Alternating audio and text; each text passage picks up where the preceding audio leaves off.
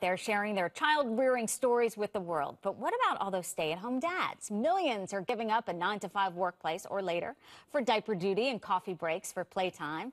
And when the kids finally lay down for naps, these dads can read blogs devoted to just them. Andy Hines is one of those daddy bloggers. He is joining me now on Skype, and he says he's holding down the fort with twins, a wife, and a big dog with emotional problems. Andy, it's great to talk to you. Hi, thanks for having me. Where are the kids and the dog now? It seems very peaceful there.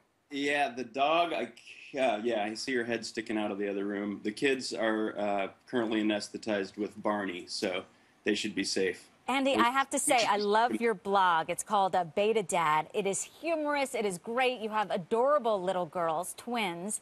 Did you find that there was really a need for this and that other dads kind of gathered around the site when you first put it out there? Your kids, by the way, walking through New York City, I believe. So what was the response that you got? It took a while to build an audience, but it was more about, it wasn't, people weren't flocking to my blog. I was going out and responding and interacting with other blogs, and then they sort of came, people came to my blog, and it's more, especially when you start out blogging, it's more about kind of finding your little niche in the larger blogging community. And what was the niche that you found? What did you find that dads needed most in terms of a connection? Was it a connection to other dads out there who were doing the same thing? It was a connection to all kinds of different dads. It's not all stay-at-home dads. Everybody's got a different situation, different story. And really, for me, it was finding good stories that were helpful, as far as just advice, but also, commiserating and sort of like building an idea of what it means to be a dad, which is different to all dads.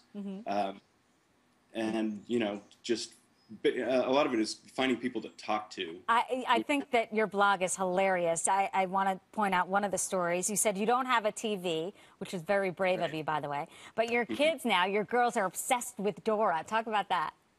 Oh, yeah. We just were at the gym before we came here, and that's where they stay in the child care there when I'm doing my thing, and they often show Dora there. That's pretty much their only TV they have. Everything else is on the laptop or the iPad, and they don't get much of it. I don't allow Dora in the house because they're too crazy about it. Like when I turn it off, they freak out. Or when we have to leave the kids club, there have been some times when I had to carry them both under my arms, kicking and screaming because I was taking them away from Dora. So I heard you say that you sometimes say, you know what, Dora's broken. I thought that was a good one. Oh, Talk about your dog who has emotional issues. Oh, my gosh.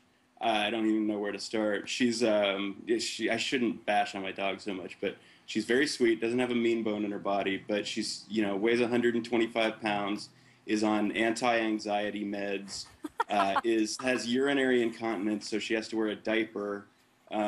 She's only 5 years old. It's a long story. So yeah, she's another kid, Andy, I think you're very honest, and it's really refreshing for moms and dads. Again, the blog is called Beta Dad. Appreciate your time, Andy. Good luck with the dog.